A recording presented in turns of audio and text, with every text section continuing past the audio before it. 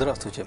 В эфире передача «Мой путь к Богу» о тех людях, для которых их путь к православию был непростым, о том, что движет этими людьми, что дает им силы. Мы беседуем с нашими гостями. Сегодня у нас в студии православный якут Анатолий. Рад вас приветствовать. Добрый день, батюшка. Давайте начнем с самого начала. Вы родились и выросли в Якутии, и поэтому каким было ваше изначальное такое религиозное самосознание, если оно вообще было?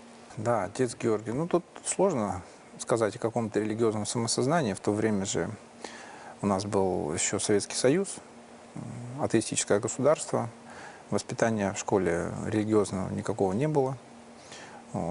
Хотя, конечно, нельзя сказать, что сильно насаждали атеизм, но так или иначе система была нерелигиозная, образовательная система. Я впитал ее в полной мере, вплоть до, пожалуй, 18 лет, своего совершеннолетия. Совершенно не задумывался о существовании Бога, о вопросе религии, посмертной жизни. Такие вопросы прошли как-то мимо меня, к сожалению. И лишь с крещением начало во мне формироваться какое-то понимание этого. А из-за чего приняли крещение? Что было таким мотивом побудительным? Божий промысел, конечно. Но он проявился в том, что по настоянию моей мамы я согласился и принял крещение. Целиком была, можно сказать, ее инициатива, а я лишь не препятствовал ей. Что может быть, кстати, и хорошо. Потому что... Мама тоже крещеная, да? Да, она тоже крещеная. Конечно, она тоже крещеная не с детства. Она пришла к этому уже в процессе жизненного опыта. Как некий, может быть, такой был очень важный шаг в духовной жизни ее. И, естественно, причастившись, став, точнее, причастной к этой благодати Божией, она и меня захотела сделать причастным. К сожалению, своему стыду и позору, надо сказать, что я абсолютно неосознанно подошел к этому. Огласительные беседы я не посещал. Очень стыдно об этом говорить сейчас. Если бы мне была дана возможность, я, конечно, сейчас бы все сделал по-другому. Но так или иначе. После крещения, тем более, я продолжил вести свою эту ужасную греховную жизнь. Но, к счастью, на мне уже была эта печать с того крещения, и она меня всегда поддерживала. Конечно, была ощутимая разница. Сейчас, если назад посмотреть, точно можно сказать, что во многих ситуациях после крещения я мыслил и действовал немножко иначе, чем до. Хотя, конечно же, можно было многое сделать и по-другому. Как сейчас я вспоминаю, батюшка всех нас просил после крещения на следующий день прийти причаститься. Я сейчас уже, конечно, плохо помню, но, видимо, это была суббота, я так понимаю. И он просил нас прийти, конечно, на воскресную литургию с утра, причаститься, стать полностью членом Церкви Христовой. А я же такой несознательный, грешный, не внял этому, не внял. Может быть, здесь какие-то еще и силы сыграли свою роль, темные, да, отвели меня. Соблазн был велик, и я прямо сейчас вспоминаю, можно сказать, с этого праздника и пира веры, крещения, я пошел на праздник к своему другу. Уже такой мирской праздник, да, прямо как-то даже странно сказать, на что я променял. Единственное, что я себя немножко, может быть, оправдываю, конечно же, по немощи это было. В тот момент я был духовно очень немощный, не имел никакого абсолютно представления о духовной жизни, в чем она заключается, в чем призвание христианина, собственно говоря. Смутно имел представление, конечно, только об основных догматах, что, да, есть Святая Троица, есть наш Господь Спаситель Иисус Христос, и что нужно веровать, верить. А что дальше конкретно делать, было мне совершенно непонятно. И я продолжал находиться в этой ситуации довольно долго. Если так грубо взять, то, наверное, еще около 5-6 лет, наверное, вот длилось это мое такое сомнамбулическое состояние. Вот, я не знаю, как хорошо ли это прозвучит, но можно сказать, что я был православным, но очень таким спящим, скрытым каким-то, латентным. Далее, конечно, процесс воцерковления, он шел очень медленно, но он шел явно, ощутимо. И сейчас, посмотрев назад, конечно, я могу четко сказать с полной уверенностью, что это был промысел. Господь пытался меня спасти и в этой ситуации, в которую я себя сам вверг.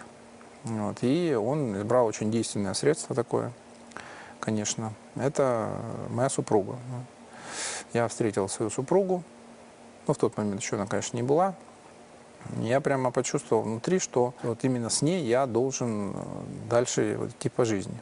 Она же, в свою очередь, уже была более глубоко воцерковлена, крещенная, воцерковленная, православная была, знала о духовной жизни, прошла уже какой-то путь, имела опыт. Вот. И она, конечно, мне на этом этапе очень сильно помогла вопросами. То есть я задал вопрос, она отвечала, поддерживала меня. И Некоторым мужьям в таком положении, ну, как бы их смущает то, что, получается, их жена в чем-то больше их знает, в чем-то как бы становится их учительницей, и некоторые, как бы, они вот такую ситуацию, ну, понятно, что по гордости так избегают. У вас это не было каких-то смущений в этом? Ну, конечно, были. Они до сих пор есть, честно говоря. Но я смиряюсь, что делать. Она ведь превосходит меня во многих аспектах, не только в духовном, а и в светском, и образование лучше, и, можно сказать, и в плане вот работы в профессиональном она более состоявшийся человек, нежели чем я. Но это полезно. Сейчас я, конечно, понимаю, что это Господь специально так устроил для смирения, потому что если бы ситуация, наверное, была более традиционна, это было бы вредно для меня духовно, конечно. Хотя в тот момент я об этом не так сильно задумывался. Немножечко, конечно, беспокоило меня это, но любовь все покрыла, что называется, конечно же. Я старался не заострять внимание свое, в первую очередь, на этом.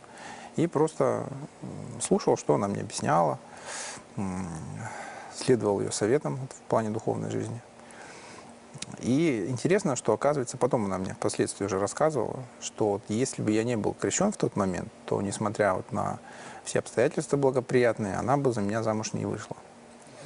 Вот, то есть вот это интересно, можно сказать, ну, промыслительно, конечно, устраивает, что вот, получив крещение, пусть и неосознанное, оно стало для меня вот именно тем самым спасительным кругом, держась за который я смог все-таки доплыть до корабля спасения нашей церкви с помощью, вот, опять же, моей супруги. Вообще там, на самом деле, если отмотать вообще в самое начало духовного пути, то необходимо сказать об одном случае, который произошел.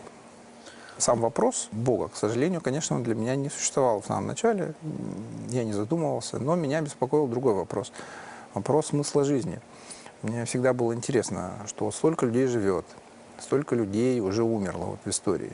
Были великие деятели, добившиеся очень много, но тем не менее они все умерли, и результат их труда, он сводится все равно к нулю, получается, лично для них.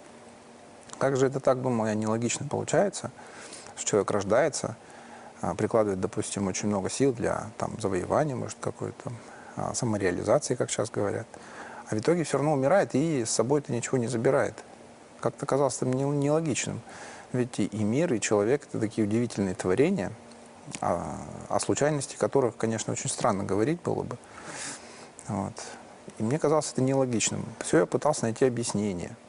В одном учении, в другом. Были определенные такие метания у меня духовные.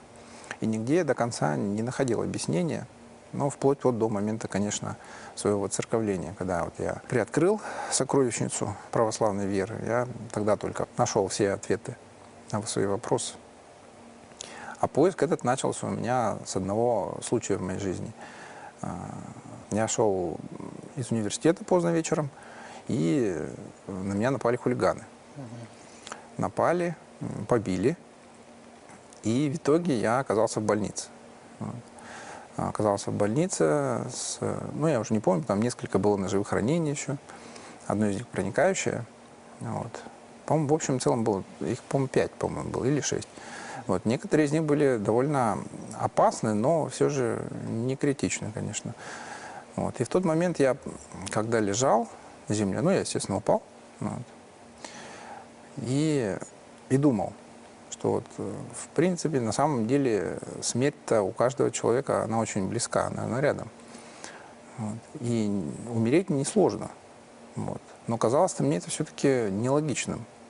Как же так-то? Вот я вроде жил-жил, да я даже ничего достичь-то не успел, да, как говорится. И уже вроде смерть она рядом. Вот. Вроде и не готов к ней. Конечно, в тот момент я не думал, что я попаду на суд, и мне надо будет, скажем, дать отчет в своих делах. Но, тем не менее, какое-то осознание в тот момент было, что это неправильно. Удивительно, мне было легко, вот, физически. Боли не было. Ну, врачи потом говорили, что это шок, шоковое состояние. Возможно. Но боли не было. Я не ощущал тяжести в теле. Вот. Она начала потом появляться потихонечку, но тем не менее. Вот. Я думал, вот, неужели как так вот я буду лежать и умру, истеку кровью, да? Ну, кровь она текла. Вот. Я же понимал, что там, с определенного момента я, наверное, потеряю сознание, и все уже. Вот. Я понял, что это неправильно, что я еще не сделал в жизни чего-то очень важного, что какой-то важный шаг еще остался передо мной. Вот. Сейчас-то я понимаю, что на самом деле это была не моя мысль, это была мысль, пришедшая извне. Господь мне ее, конечно, вложил в голову, понимание это. Вот. И тогда я вот понял, что да, нет, рано, надо мне что-то сделать. Тем более, ну, родные расстроятся, если я умру. Это же нехорошо. Вот. Я встал и пошел домой. Идти там было не очень далеко. Вот. Я пошел, поднялся на 5-й этаж, там, ну, в пятиэтажке жили. Вот. И все это время я не ощущал никаких симптомов, скажем так, да, своего тяжелого состояния, в котором я там находился. Ни тяжести, ни дискомфорта, ну, от родения, собственно говоря. Вот. И мне кажется, это было не просто шоковое состояние, не просто адреналин, вот, а просто меня Господь, наверное, ну, можно сказать, ну, может, не на руках нес, но, по крайней мере, забрал точно всю боль, вот, весь вес тела, наверное. Я очень легко поднялся, позвонил в больницу скорую, вот, описал ситуацию, сказали, хорошо, ждите. Вот, скорая приехала очень быстро. Вот, санитары поднялись с носилками. Вот, и я им дверь открыл, конечно. И они зашли и спросили, ну что, где больной-то? Я говорю, я больной. Он говорит, ты больной? Как это ты больной? Я говорю, ну да. Он говорит, ну все, тогда быстро ложись, ложись. Я начал с ними спорить. Я говорю, давайте я еще сам спущусь, зачем их утруждать-то? Я же нормально себя чувствую. Вот. Ну нет, они говорят, не, все. Ну хорошо, я послушался, лег. И тут-то вот, да, и тут я вот ощутил, конечно, как вот я лег на носилке, что-то мне поплохело. Ну, видимо, Господь сказал, ну все, вот санитары пришли, уже есть кто может тебе помочь. Его помощь уже такая вот прямая, она была не нужна. После этого я там болел некоторое время, лежал в больнице, и было время подумать. Вот. К сожалению, я, конечно, опять не дошел до мысли о том, что Господь есть, и Господь мне помог. Вот. Но вот это вот острое осознание неестественности смерти, как окончание там онтологического бытия, да, человека, неправильности жизни без цели ее, то есть просто существование такое, вот я тогда ощутил очень остро. И вот после этого, кстати, события, вот по настоянию мамы, я принял крещение. Это было еще до крещения. Это, можно сказать, было таким прологом к нему. Может быть, не случись оно, я бы, может, и не крестился. Вот. И после этого я все продолжал мысль в голове, как сказать, крутить, обмасливать. И она у меня зрела. И я все пытался понять, как же так-то? Вот этот диссонанс, он меня мучил очень долго. Вплоть, вот, конечно, до того момента, как я начал воцерковляться. Там уже тоже, конечно, интересная история. Вот у меня супруга потихонечку на дому сначала воцерковляла, готовила меня. Вот. И в то же время она ходила в храм. Мы жили в Пекине, и там вот был, ну и сейчас есть храм Успения Богородицы на территории посольства. И каждое воскресенье она вот ходила туда. А ехать туда было довольно далеко. То есть весь путь занимал там, ну, час с лишним. И я думал, куда же на каждое воскресенье ездит? Вот. Начал спрашивать, и она сказала, ну как, ну служба, вот литургия, надо ходить. Вот, ты же крещеный? Я говорю, да. Он говорит, вот, ну все, все православные христиане крещенные должны ходить на службу. Я такой, да, должны. А что там делают? Ну, как бы такие немножко глупые вопросы, честно говоря, но в тот момент они были естественные и неизбежные. Она мне объясняла потихонечку, что там происходит Евхаристия. Во время литургии, во время Евхаристии все причащаются тела и крови. Я тоже спрашивал, а что за тело и кровь? Ну, он говорил, ну, это вот под видом хлеба и вина. Я это все запоминал. Оно откладывалось, но я как бы сразу, конечно, не реагировал. Вот, то потихонечку зрело, и, конечно, когда достигла критической массы, то я вот говорю, а давай я пойду с тобой. Она говорит, ну хорошо, давай пойдем. Вот, и она правильно очень поступила, очень мудро, вот, надо сказать.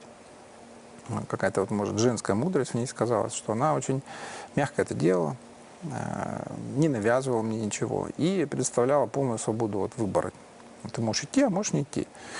И вот эта свобода вкупе с ее любовью, она показала мне на самом деле, ну, вот этот отблеск Божьей любви, наверное. Господь тоже, Он же нас вилами-то не загоняет, ну, по крайней мере, не всех. Вот. Большинство-то, они же предоставлены своей воле. И любит при этом нас, и зовет, и ждет. И все, вот мы ходим где-то рядом, вот все не смеем как-то туда вот прийти, а на самом деле и сами обрекаем на себя страдания, и Господа нашего мы, конечно, этим тоже подводим, можно сказать. Вот. Я, наконец, пошел, дошел, там тоже целый процесс, вот. Надо же там заранее зарегистрироваться, все-таки режимный объект, посольство, вот. Там определенные часы, вот. Там служба начиналась в 8, ну, то есть там где-то примерно с 7 начинали запускать, примерно, там, да, 7:30 где-то. Вот, и там до конца службы, плюс там воскресная школа, то есть часа в 3 где-то все уже уходили. Ну, вот где-то с 7:30, да, до 3 приблизительно вот это время можно было быть. Остальное надо было уже, конечно, освобождать. Вот, и несмотря на это, вот, несмотря на долгий путь, мне все это казалось так естественно, просто. Вот. Это я только впоследствии, конечно, понял, что на самом деле это, ну, сложно. Это определенное тоже препятствие, по крайней мере, в сравнении с тем, допустим, насколько доступен храм нам в России, ну, в православных, скажем так, странах, в частности, в России. Любой храм практически, там, в любой день можно прийти и зайти. Это поразительно. Это первое время меня даже удивляло, когда я вернулся. Как же так? Я думал, вот ты идешь, заходишь в храм, и тебя как бы, ну, и пускают. Вот. И ты заходишь, и все, и ты в храме. Не надо заранее там регистрироваться, не надо там 1,5 часа ехать. Все эти вот барьеры не надо преодолевать. Как у вас первая исповедь, первое причастие, как они для вас прошли? Был большой стресс. Я вот вспоминаю, особенно первую исповедь. Ну, вот, как будто бы это был такой страшный экзамен, можно сказать, для меня был. Я прочитал там литературу, точнее, мне опять же супруга моя любимая дала. Она говорит, вот тебе книжка, по-моему, «В помощь кающимся», по-моему, называлась, если я не ошибаюсь. Вот. Я там записал на листочек. Ну, вот.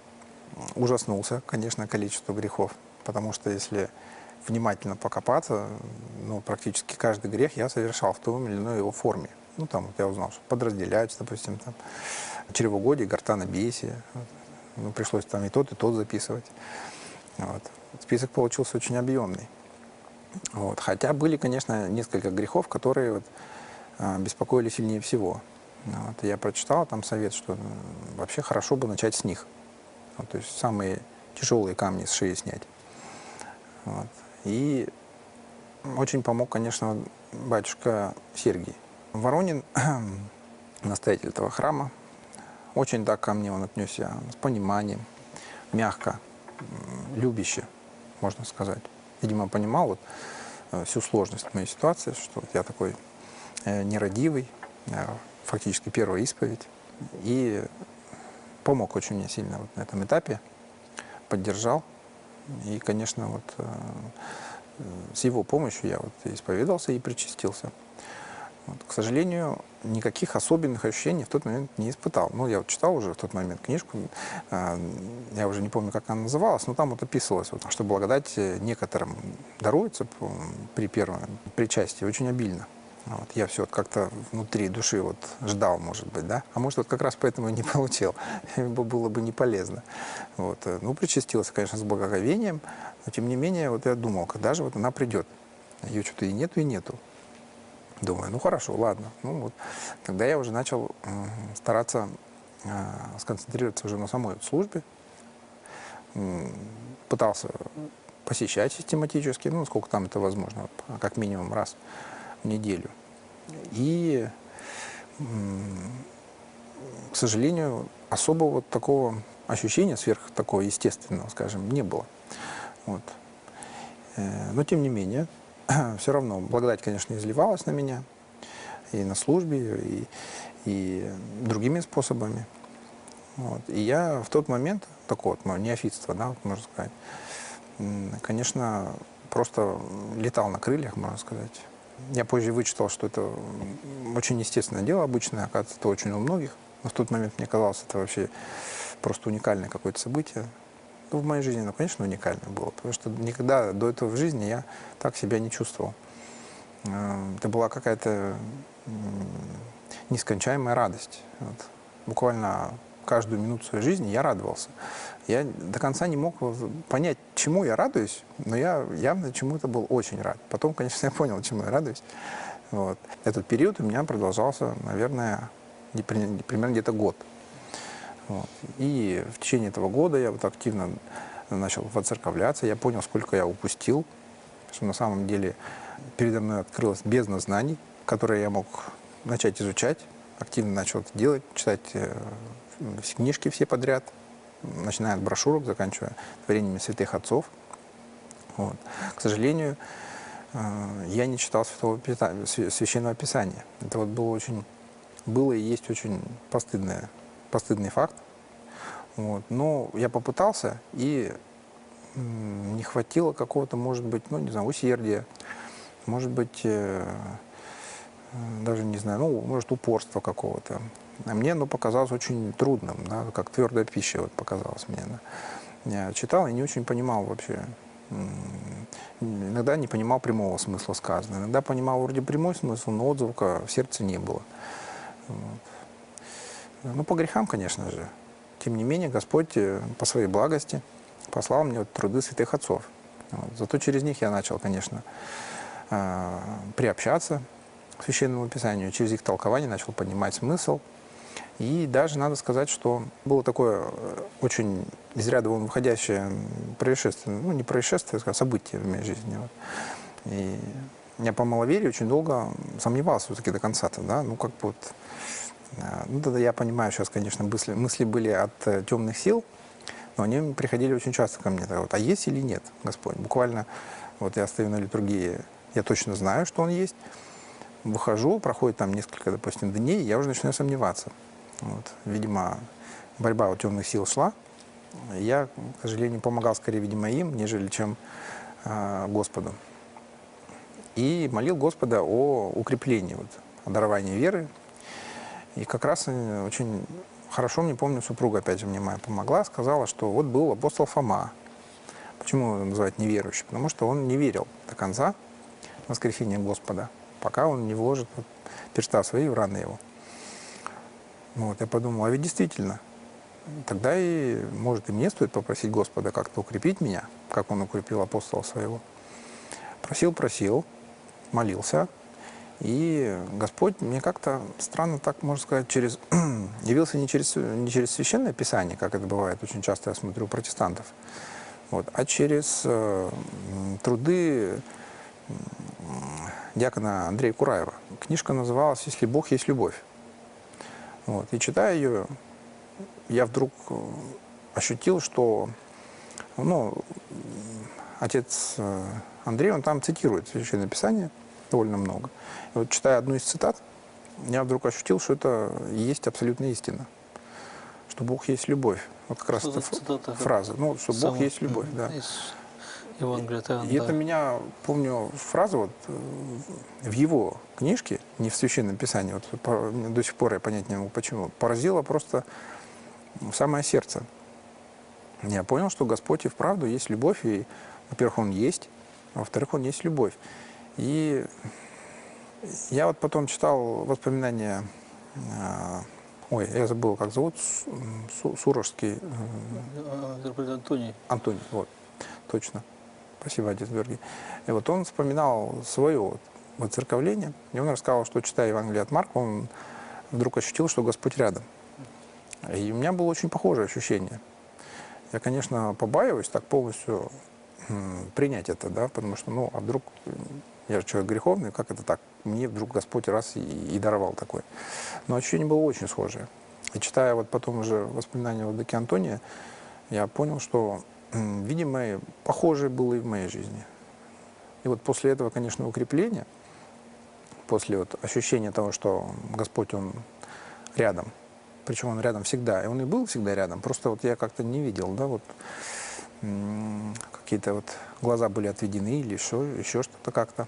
Греховность мешала, конечно. Но в какой-то момент этот проблеск был света. Я вот понял, что Господь всегда рядом, и Он есть любовь.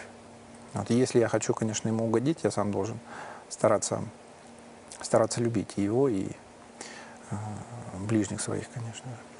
Вот. Это был очень важный момент в моей жизни.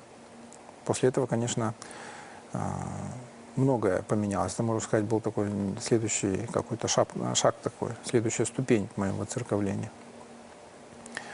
И, конечно, вот после этого я чувствовал в себе очень долго прям безудержное стремление поделиться со всеми вот этой истиной, открывшейся мне, которая, ну, просто в личном опыте, можно сказать, да, открывшейся мне. Настолько, что я даже несколько отталкивал людей, к сожалению. Но я так понимаю, действовал неправильно, может быть, чересчур агрессивно, чересчур, может быть, эмоционально. Но это меня переполняло, и я не мог не делиться этим с людьми, конечно. В первую очередь я свою супругу бедную замучил, друзей своих, вот там китайских, вот, и многих иностранцев тоже. Это, вот, кстати, очень интересное явление, мне кажется, что женщины, они скорее получают вот какой-то личный опыт богообщения, а мужчины, они зачастую приходят умом. Как-то вот, по крайней мере, у меня так было, да, вот через какую-то аналитическую часть ты приходишь к моменту выбора. Вот веры или неверы, конечно, да, или неверия. И когда ты выбираешь веру, потом уже на основе веры ты получаешь уже истинное знание. А некоторым не нужно проходить этот путь, скажем, такой сухого анализа. Вот. И это, наверное, вот, конечно, люди очень счастливые. Вот. Мне пришлось пройти этот путь, и он был довольно долг. И когда вот как раз я пришел к этому вот выбору, он-то и стал для меня очень важным. Да, слава Богу, что это действительно состоялось, потому что, ну, когда нет вот этой точки личной встречи с Богом, со Христом, наша вера, она еще не полная, она еще под угрозой, скажем так. Вот. Я ни в коем случае не хочу как-то это принизить, чувствования и верования тех людей, которые пока, может быть, такого опыта не испытали, но я просто хотел бы, чтобы подчеркнуть, что действительно это то, к чему нужно стремиться, то, что нужно, то, о чем нужно просить Бога, если этого еще не было в жизни. Потому что это, конечно, самое главное, вот, ну, как и в любом другом, если мы посмотрим, там, не знаю, клуб любителей какого-нибудь писателя. Вот одно дело, они сидят и разговаривают о нем, о его книгах, и вдруг он входит сам. Конечно, для них это будет гораздо более значимое, чем их разговор или размышления о нем до того, как они его увидели, до того, как они с ним получили личную встречу. Вот здесь может быть что-то примерно такое же. Вот. Я хотел бы немножко также затронуть такой, ну, вопрос, собственно говоря, вот и немножко предыстории и современного положения православия в вашем народе, в якутском народе. Я, знаете, буквально вчера зашел в книжный магазин, увидел, сейчас издали семитомник творений святителя Иннокентия Иркутского. Я вот просто наобум открыл его книжку, просто чтобы познакомиться, и попал на письмо, где он пишет епископу, который был в его, так сказать, он был подчиненный его епископу, который просился там, видимо, о переводе. И ему святитель Иннокентий пишет, что пока вы не устроите полностью богослужение на якутском языке, и не думайте, что вас я куда-то выпущу. И, конечно, это вот такая одна точка, буквально вот вчера такой момент. Пока, ну, который показывает, насколько у святителя Иннокентия болело об этом сердце, конечно, о том, чтобы православные якуты, которых в то время уже было довольно много, чтобы они могли, чтобы для них была доступна сокровищница, которая есть в богослужении православном на родном языке. Другой момент, тот, который я помню, это когда я читал автобиографию священноисповедника Луки Воина-Ясенецкого. Вот он много был в ссылках, в заключении, в частности, часть каких-то вот своего путешествия он описывает в ссылку, когда его красноармеец довез. Часть этого пути он прожил у якутов православных. И меня тоже, когда я читал, так запомнилось, впечатлило то, что он описывает, что якуты, которые его принимали православные, были очень уцерковленные и очень ревностные в вере. Это было когда конец 20-х, 30-е годы вот, прошлого века. То есть это не один-два, это вот все якуты, которые ему тогда встречались, они были очень ревностны в вере, даже в советское время. Они брали благословение, они о нем заботились, они ему помогали, и для них это было тоже дорого, что он у них оставался.